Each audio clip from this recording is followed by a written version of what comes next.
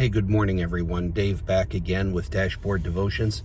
You know, in John chapter 9, Jesus comes across a blind man and the disciples go, "So who messed up?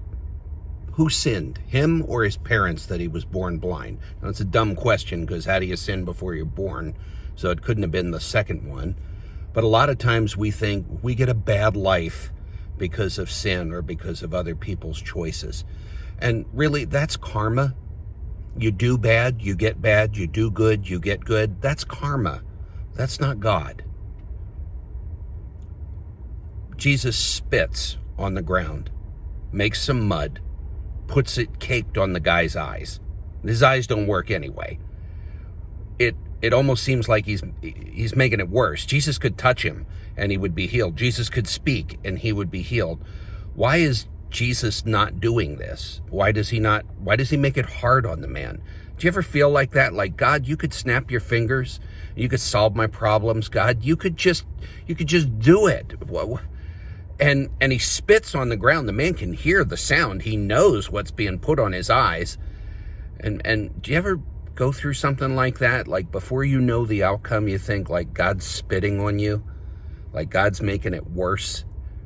You don't realize he's actually trying to help you.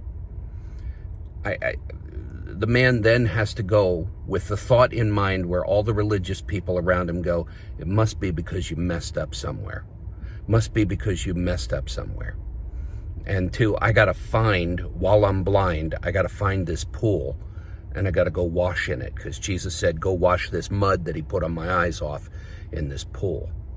So the man either asking directions or fumbles, maybe he can find somebody who leads him by the hand, goes through this trip to get to the pool. None of the disciples take him there.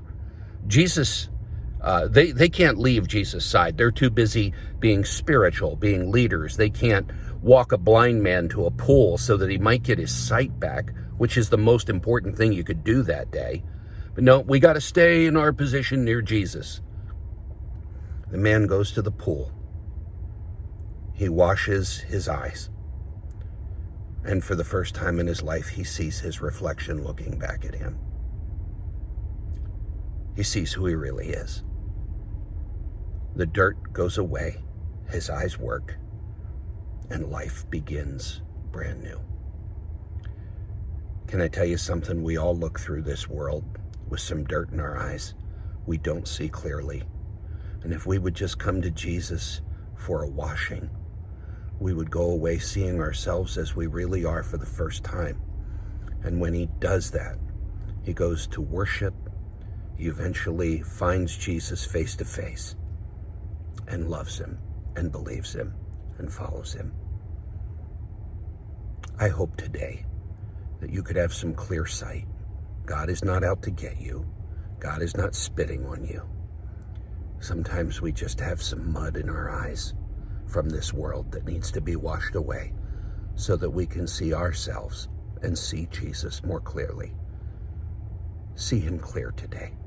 He loves you. See you next time.